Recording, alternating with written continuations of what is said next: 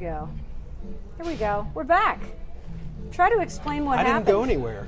Try to explain what just happened, Chris. I think we were having technical. Yeah, I'll tell you what sometimes happens, unfortunately, is Wi-Fi at a place that is like you this never know. just gets overwhelming. In the midst of a blizzard. I know. It was a blizzard today, and never everybody know was what's driving gonna like it was a happen. blizzard. It was the most insane thing I've ever seen in my entire But life. shockingly, it is still snowing outside. It is April. It's now reduced to something like just a snow drift as opposed to a snowstorm.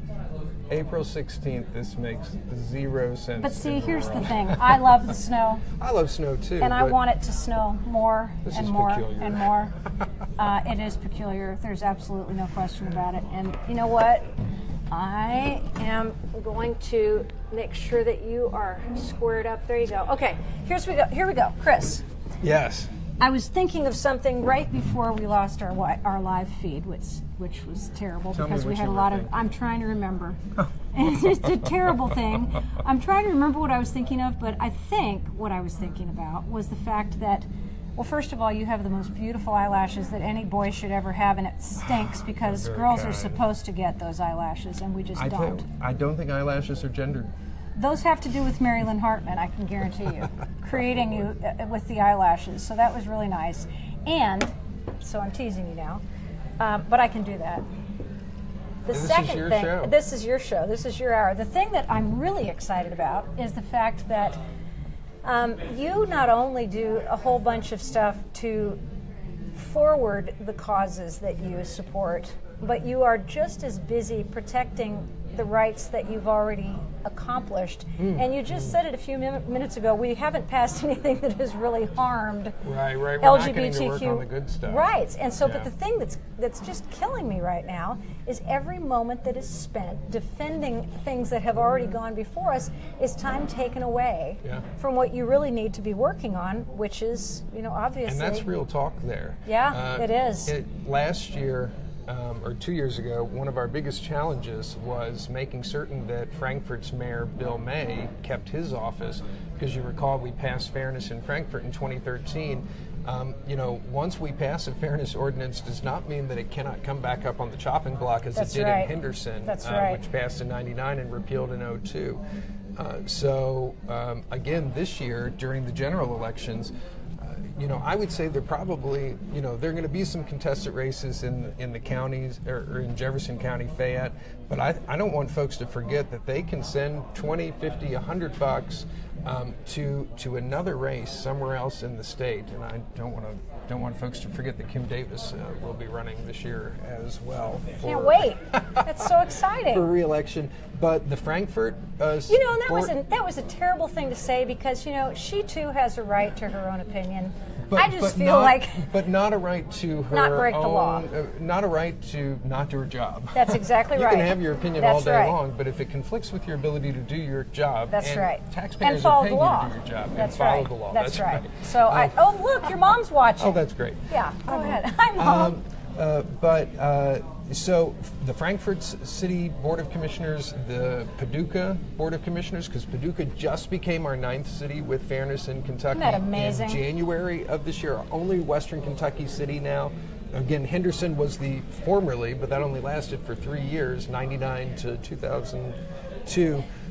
These are going to be critical races for fairness, because if anti-LGBTQ, anti-fairness city commissioners win in Frankfort, in Paducah, in other cities, it affects whether or not those fairness ordinances will come back up for a vote. That's right. Likewise, in a city like Bowling Green, where we have a massive movement of folks, but no movement at all on the city level for fairness, getting 2 more commissioners in there tips the balance. In a lot of cities, there are only 5 commissioners, or 4 commissioners and the mayor.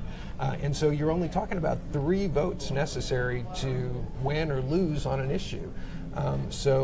Contributing to candidates that are running in Paducah, Frankfort, Bowling Green has just as much effect on statewide fairness as it does on the local race. Which is why it's critical for everyone to get out and vote, not just on statewide issues, but in something as, it's a joke, but electing your dog catcher. I mean, I think there's literally only voting. one. I heard on NPR. There's like one nationally elected dog catcher. I think he's in Tennessee. Crazy. We have a great Metro Animal Services here. We don't have to worry about that. But literally, if you're voting for any office whatsoever, you're doing good. Yeah. And you're moving ahead. And unfortunately, that's been one of the problems that we've experienced, and that's what happened in 2016.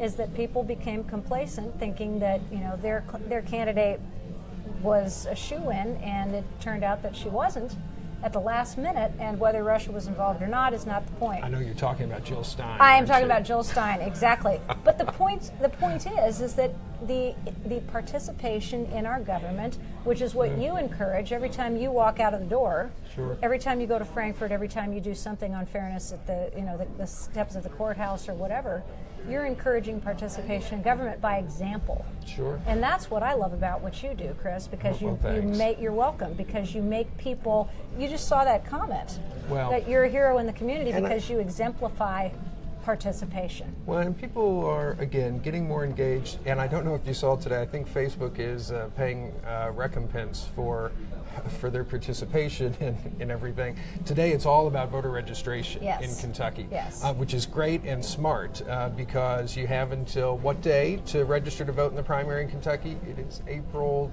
23rd. And so that's which is vote. Not too far away. Yes, but that's just for the May 20th primary. I believe it's May 20th. Right. And then there's another deadline to register to vote for the general election, which is in November. But get registered for the primaries. Our Political Action Committee, CFAIR, makes endorsement recommendations in all the races. Certainly not everybody agrees with all of our endorsements. Some people do. We make them. So tell me the we truth. Do you them. endorse people just because they're gay? Oh, no. Yeah, Now, the Victory Fund, is an organization nationally that is set up to just endorse, promote, and support LGBTQ candidates. The Fairness Campaign's mission is to recommend a candidate in a race that we think is not just great on fairness issues, but has great viability, and maybe has been with the organization for a long time. And that's the other thing. You don't have to be gay to be a member of Fairness. Oh, you don't have to be gay to support Fairness. Anybody, the broad opinions, community. though, are so strange sometimes. People who are sheltered, maybe protected a little bit from the reality of life, have these beliefs, and I just would like to help you to set them aside and let people know it's that a very you can, broad community. Yeah, you can support, and we do. We have inclusive. We have such an embracing community. And I'm just glad to see that Fairness has become such a presence in not only doing what we do for LGBTQ, but for all of them. And I know you and Carla Wallace and many other people have been standing shoulder to shoulder for a number of years, I should say. And Carla was protesting before you were born. Carla, she's been out there, man. Carla, she one of our started at the age of 3. Yeah, I mean, there with are her photos dad. with Henry. Seriously. Of course. Inarguably, the Wallace family legacy is a living one, and Carla and Carol Kramer, Pam McMichael, Jeff Rogers, many of Fairness's co-founders now also work very deeply in Louisville, showing up for racial justice, and helped found that national network of showing up for racial justice entities, hundreds of them across the nation, where white folks are working on bringing other white folks into racial justice work. And then we had Maddie Jones and Louis Coleman and Christopher 2X, who's not been on the radar I'm sure you saw Maddie Jones has a street named after her now. I love it. And Coleman does too. But it's interesting because when you just said white folk, it's really true that when you get involved in something like Surge or Fairness, you see such a wide-ranging group of people. You see people of all different colors, people of all different sexual orientations, people of all different faith traditions. Yeah, really, we're just united in the belief that everyone should be treated fairly and equitably, and that's not a difficult concept to grasp, and that all forms of intersection, all forms of it is a difficult concept for many people to grasp. We're trying to make it easier. To just see that that racism begets sexism, homophobia, that it's really all connected. I don't know how you could not see that. But and that's what our work is too across the state. What I love is the comments that are being made, which are also positive. I get things in on text as well as the things that are coming in. Jennifer Kelty Fitzgerald. I feel like you're so connected. Bradley, I have the electric thing coming out of my ear. People ridiculed me for wearing the Google Glass. I feel like you are a Google Glass. I think I am. I'm beginning to feel that electricity. Marsha Blair Moss is watching. Jeannie Babcock O'Connell. Hi, everybody. Stephen Fonte, brother of the coffee guru. Mary Reshka, Robert Doyle, Paige Clements Franklin, Joni Bowman Cochran, Tracy Sprouse. All of you guys, thank you so much. And there were a whole bunch of people on the first live feed too. And I'm sorry about the fact that we had a little interference in that first half hour, but it's okay. I didn't go anywhere. I don't know where everybody else went. You stayed right here, and we still have a good half an hour, so we're making up for lost time here with Chris Hartman of Fairness. And I think that one of the coolest things, Chris, is that with all that you do and with all of the time that you spend running around, like a chicken with your head cut off at times, trying to keep up with the things that need to be kept up with in regards to the rights of every human being, especially those who live in Louisville, which is your major focus. You still have time to sit down and have a conversation for an hour. Of course. About all of this interesting I love that stuff. You think it's interesting. I do, and so does everybody who watches you. And over the years, to some degree, it's a little bit like watching paint dry. No, it isn't. All of the years that you've been coming on this show, people have commented about the importance of the work that you do and that Fairness does. And I just appreciate the fact that you are able to explain things that to many are just so cerebral and so out there. I don't get it either. Trust me. Who does? Every year I learn that I know nothing about what is happening in Frankfurt. And Chris, you're having a gray hair right here. I'm terrified. Oh, let me tell you. It's from Frankfurt. Well, I actually did. It was Frankfurt, not the General Assembly. Passing Fairness in the city of Frankfurt in 2013. That's right. It was a night and day. I went from... But Vico was fun. Vico was fun. Undeniably. Stressful when we learned that Colbert had gone down there, but grateful when we saw the And you were final on your way to product. Vico and talking to me live on That's the air in right. the very early days of this show, which was Yes. technologically amazing. I should not have been driving and talking to you. No, but you know at what? That point. was a huge victory It for was a all of us to wild- have this crazy yeah. little mountain town of all places join the big city. Well, but it reinforced what we already knew, which was that small town values aren't any different. That's right. In some ways, a lot of them are more progressive because in smaller communities, you know everybody. Everybody knows everybody.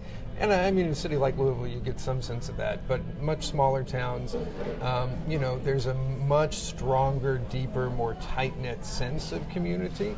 And so we find in a lot of places that many LGBTQ folks are accepted and deeply enmeshed. Now, that is not true everywhere, for And the sure. people in Vico told you it doesn't matter. And every community is very unique Yep. in its own. But you can't stereotype. Just Right. we look at Appalachia and folks have this concept of what that area is. But what we learn when we love people who are there is that this perception is in no way shaped in reality. That's right. And so Vico was really the first publicly notable, I feel, genuine small town, 334 folks, to sort of make a splash nationally. As and of course they were the smallest city in America at the time to pass an LGBTQ fairness ordinance. Unfortunately, they have been supplanted by Thurmond, West Virginia. You know how many folks live there? I don't know, 50? 5. I think it passed unanimously. I think every 5. citizen in the community voted 5. for it. That's right. What was the impact of Colbert's appearance in Vico? It was substantial. It wasn't just Colbert. Colbert was sort of another byproduct of Vico passing it. Because right after Vico passed Fairness, we thought it would make statewide news, but I checked in with the HRC to see if they had any smaller cities, and they weren't aware of any. So then we started marketing it as the smallest city, and within days, the New York Times was flying into Vico, and the LA Times did a large piece on it. And so that sort of set off. Then months later, the Colbert Report came into town and produced that really sublime piece that was heralded on a lot of blogs as one of, if not Colbert's best segment. And I do admit, it captured the heart of the community, and I still use it in a lot of the sort of LGBTQ 101s that we go out and do. I will sometimes end on a laugh because the Vico story is so heartening, and it involves law enforcement as well. I mean, it's Mark Murphy, who everybody loves. Not everybody loves if you read the Courier, because a lot of people give Mark Murphy a lot of hate. But if you don't know him, you might love him. He's the Courier Journal editorial cartoonist. And he has a number of times really captured in a beautiful way exactly where we are in the moment and in the movement on national, state, and local issues. But his Vico cartoon, which was it was a Mayberry setup. So you got Paw and you got Opie. And they're walking off into the sunset, and of course it's a rainbow sunset, and it's Vico. And I think Opie says, "Paw, do we live in a small town?" Something like that. And Paw's saying, "No, son, we're big, real big." So cute. Just this idea that even that some of the biggest ideas can come out of our smallest communities is such a Kentucky and an Appalachian idea, I feel.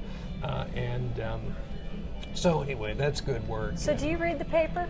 Does anybody have a physical paper anymore? Yes. I want to. Walgreens.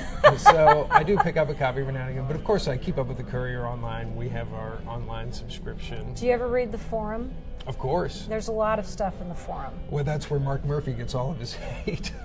And there, did you have a chance to read the Sunday Forum? You want to talk about our dear Archbishop? I'd like to know what you think. I was talking to somebody this morning who may or may not want me to mention his name, so I won't. But somebody asked me specifically to ask you to address.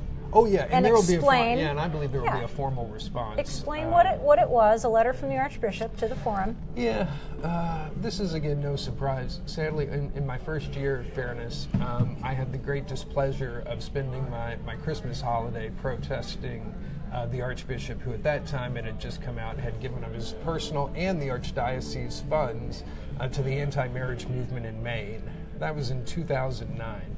There was a ballot initiative in Maine, and he had given. And I remember being in Maine and being one of the first to sign on that very wonderful grassroots organized effort.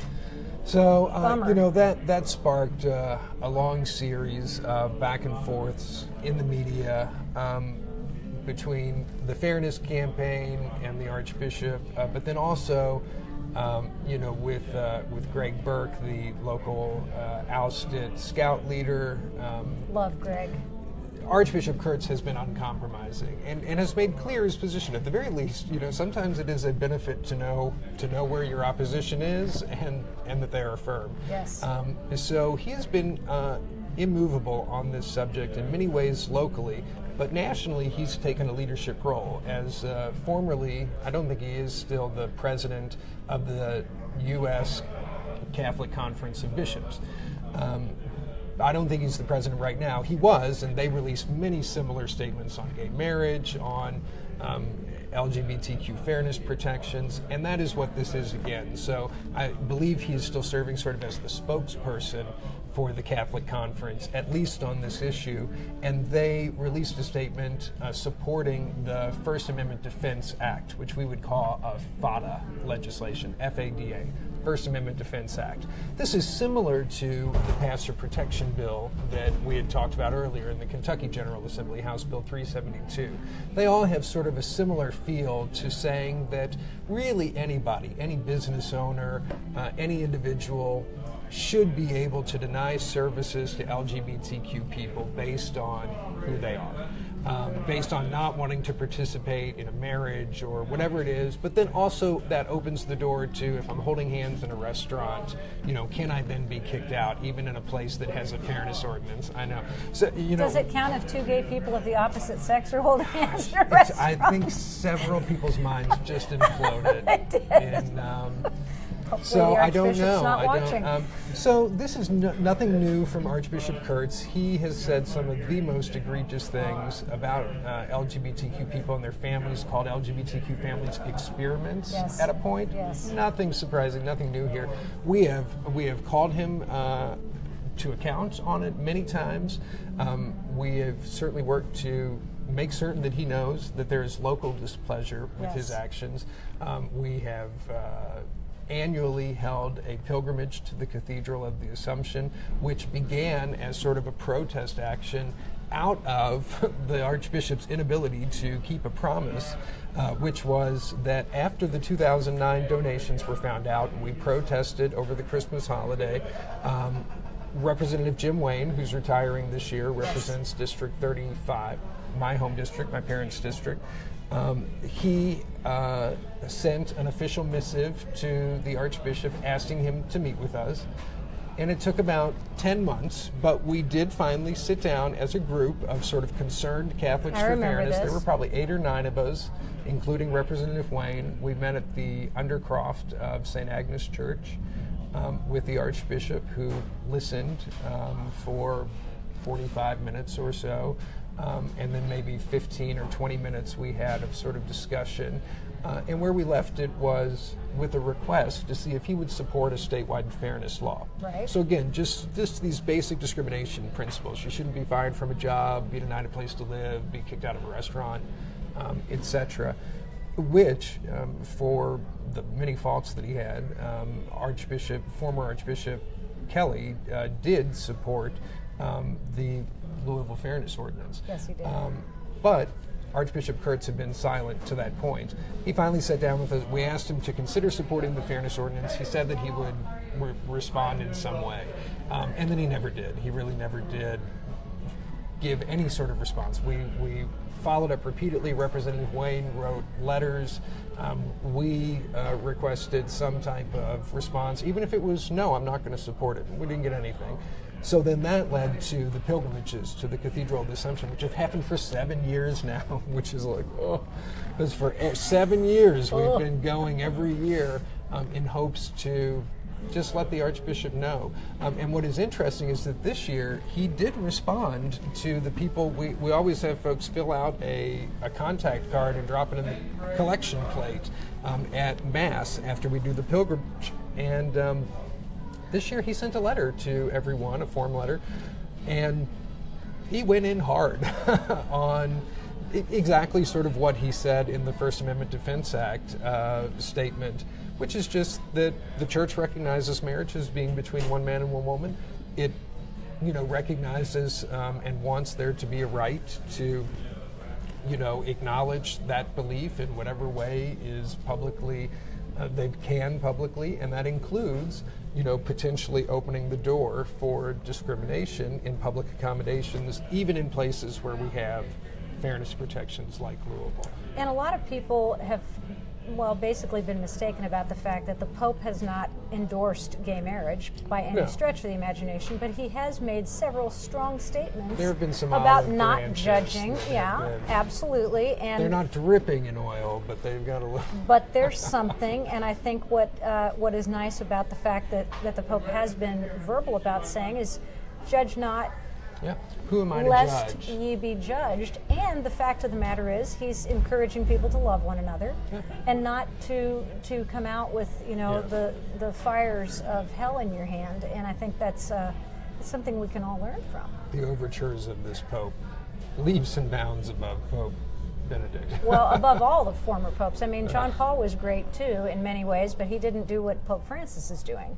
And you and I both have been raised in the Catholic Church. And there are things that you can agree with and things that you don't agree with, but it's part of our history, and we hope that the people who are leading it at some point are going to understand. Well, Tara, I think you might need somebody other than a white male to lead the church. I'm a hopeless positive optimist. I know, it's true. But, you know, we're getting closer with again, a lot you're of the... right. Pope Francis has made some serious concessions towards marginalized communities Yes. that other religious leaders in the Catholic faith had not been. And with the retiring number of priests and a very small influx of young men into the Catholic priesthood, they're turning more and more to women as deacons, and hopefully that, you know, in the Episcopal Church they have women priests, and there are some Catholic churches that have branched off from the Roman Catholic Church to enable women to be priests. So, you know, things have gradually, minutely, slowly, lava-like from a mountain moved forward a little bit. But I mean, we make a little, just like you said, Chris, you make a little tiny bit of progress, and it's huge in some quarters. So yes, call me the cockeyed optimist, but I will continue to be, because, you know, I want to see it, and if you can set a vision for it, then it can happen. And you and I are both doing it in our own way. We're both, you know, you're going out and leading the hordes to the state capitol and doing the things that you're doing, and I'm using this voice to get information out so that I can feel good about my participation. And then there are people who say, thank you so much for doing those things that you and I are doing. I mean, that's what it's about. Which is great. It's about however you can and want to show up. Yep, that's right. If it is something in this Even capacity, if it's just voting. And Just that is not registering just, to even if vote. it is voting, because Yeah. you know, we know that voting is a burden, unfortunately, still for folks. The system is not set up to benefit marginalized communities. Right. I mean, I don't think that is news to anybody. But 6 a.m. to 6 p.m. voting benefits a certain type of person. Absentee ballot. Yeah, Vote in advance. But again, though, I mean, you have to have a reason to do that. We don't have Yes, early that's true. voting in That's Kentucky true. like there are in several other states, and we certainly don't have online voting. Which is the really bad thing, because we could engage so many Right. kids who just have there's turned so many 18. problems with it. Yeah, But let me there are. tell you, though, as many problems as there are with it, let me be clear. There is nobody out there who should want for a ride to the polls That's on right. Election Day. That's right. If you have the time to go vote, somebody can get you to the polls.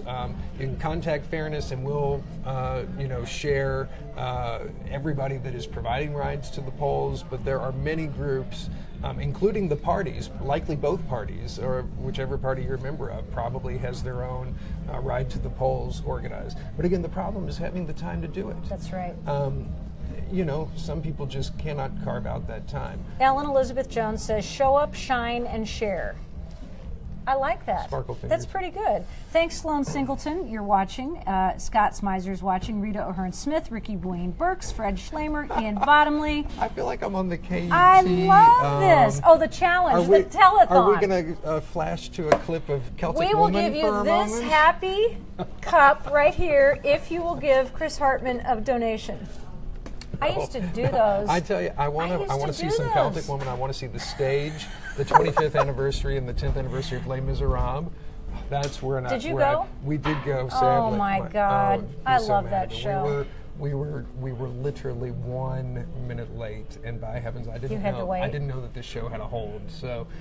Missed the first 14 minutes of it. Oh, that's so frustrating. But I saw it on Broadway. Yeah. I fell in love with it watching KET and seeing first that 10th anniversary cast perform the stage performance, Amazing. and then they reproduced and did, I think, or maybe it was the 15th, whatever, they did the 25th not Yes. too long ago. But I am a huge Celtic Woman fan. You're as so well. funny. I So love I went it. to see Celtic Woman when I they were. love that. It was great. So anyway, we're joking about this, but seriously, anyone who needs to find a way Well, donate to causes you care about. to If donate it's to anything, fairness.org, as do well. it. You know what they Time, say? those volunteer nights, Time are and talent. in our office. Yep. If volunteer nights don't work for you, our office is typically open, except for the nights that we have volunteer night, from 8 a.m. to 4 p.m. And we have many other, weekend volunteer opportunities as well. So, What does parting glass mean? I'm not Celtic sure. women, yes. Yes. Parting glass. It must be some reference to Celtic women. It might be a song that they have. Probably. I don't know the song so well, but I have But watched you just like them. There have been like 17 of the specials on KT or so. I love that. I might be very wrong about it. So just as a quick aside here, I need to tell people we're at Gordon Biersch in 4th Street Live. And here, I haven't even had. Hold on, we'll get a little advertising for Gordon Biersch. Have a sip if you're a little. What is this beer? I'm not certain. I asked the bartender for his favorite, and I've only had a couple of sips, but it's really good. Well, I'm glad you held the sips until the end of your hour. We're at Gordon Biersch because on Wednesday, I'm going to do a full hour at the beginning of, after Wagon Wednesday. First Wagon Wednesday, then we're going to do a full hour on Parkinson's. And that's cool. what Gordon Biersch is celebrating, because today it's snowing and 38 degrees now? It's going to be 75 and sunny on Wednesday. We're going to be out there on the patio. There's going to be boxing, because it's good for Parkinson's. And we're going to have live bands, and this show is going to broadcast live. I cannot wait to see. The people are going to slam in here, I'm telling you. Wow. Let's see, I think it starts at 5 and it goes to like 10 o'clock at night. So all kinds of fun and the opportunity to support Parkinson's. So that's why we're here today, and thanks to Gordon Biersch for giving us the opportunity to do our live cast in here, Take It From Tara. That's and cool. I'd really like to invite folks who are interested in learning more about animals to tune into Wagon Wednesday at 4 o'clock on Wednesdays, because we do all kinds of animal interests. We talk to dog rescues, we talk to Kyle Shepard and the zoo animals, our friends at Raptor Rehab, Second Chances Wildlife. Who doesn't love Kyle? If we can give some love to Kyle Shepard for a moment, I'm Kyle, happy to do it. We love you so much. Coming up in the next hour, however, after I heartbreakingly let Chris leave with his long eyelashes, I'm going to have a wonderful artist named Patty Wright Watson. And look at this, Chris. I met her at the Louisville Magazine launch party. That's one of her drawings. That would be Prince. And it's a beautiful drawing of Prince. And you can see just the intricate detail that she puts in. So that's part of what she does. You have what? Oh, good. Oh, good. Brenda Riggs. Brenda is a friend of ours who has done some beautiful artwork, and she is going to show off some of the work that she's done. Tessa Banta is here, and she just had a huge success at the Bridgehaven Art Therapy Show called Art is a Part of Healing. I love it. One of our friends, Cody, actually, look at that. She's going to pull it out in parts. Cody actually made a gorgeous, look at that. Oh my God. Tessa, Chris. Look at that. Let's put your beer over here so that we don't spill it. You all right? I just wanted, okay, look at that. that. Isn't that special? My goodness, look at that. Can you believe how beautiful this is? She volunteers at Raptor Rehab. She volunteers at Raptor Rehab, and that's why she's got all these little birds and all the little crystals. So this is one of the things that we will be discussing during our next hour. Is Patty Wright Watson will be here to show us the beautiful art she does. Tessa's going to talk a little bit about art therapy and how it can really help people in all kinds of recovery, and particularly we're talking about those with mental illness. And that's the beautiful thing about what we're doing today is we are talking about marginalized parts of society. Right. And it seems to me like those with mental illness are one of the last lot of groups that have intersections, stigma. though. There are lots of intersections. And I mean, just the same, like people with mental illness, part of every community. Yes. LGBTQ people, part of every community. That's right. You know, when we're talking about how issues intersect, you can't not care about all these issues because our community overlaps with everything. Well, you know what I think I love most about this particular administration is that we've created so many new words in the English language.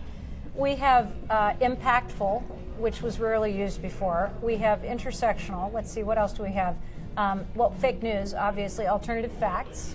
We have a lot of new language that's been created.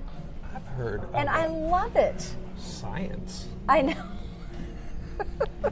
That's a big dirty But word. intersectional is awesome. Yeah. And it really is all across the spectrum.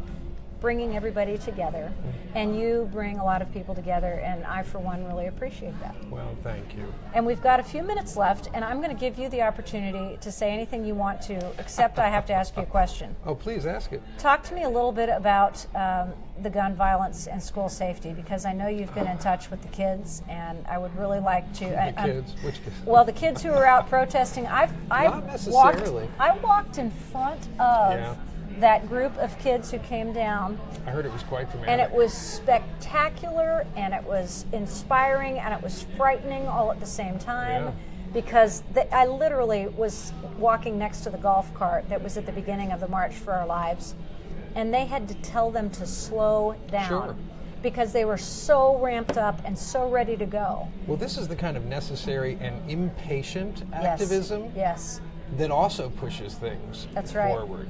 And that can definitely be a strategy in organizing, and it's reminiscent of, not reminiscent for me because I was too young, but looking at the AIDS crisis and looking at the organizations that really were on the forefront of shutting the streets down. And now we look at also, you look at the revolutionary activism of Black Lives Matter, locally and nationally, again, shutting the streets down. Yes. This is the type of impatient activism that is absolutely necessary to further the conversation and wake folks up. The idea is for it all to be uncomfortable, is for the activism to cause some type of discomfort. I love when people get so mad when protesters shut the highway down or shut the street down because they're going to be, 15 minutes late to something.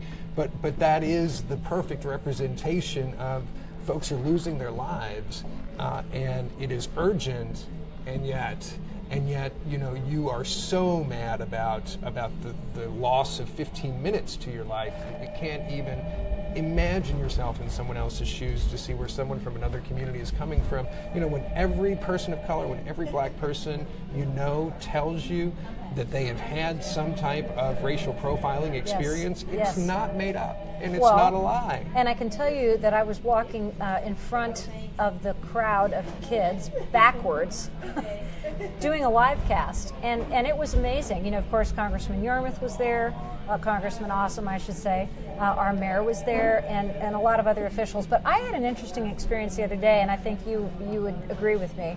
I've done 2 panels the last couple of Take It From Tara's. The first one was a panel of family judge court judicial candidates, and that was really cool because they got the chance to share how they would make decisions in family court, and we had a very clean, very respectful, and very interesting conversation. I find most of those races are pretty cordial. Well, I actually threatened them with a rule No, slapping. they're A all ruler pretty slapping. cordial. They were very good.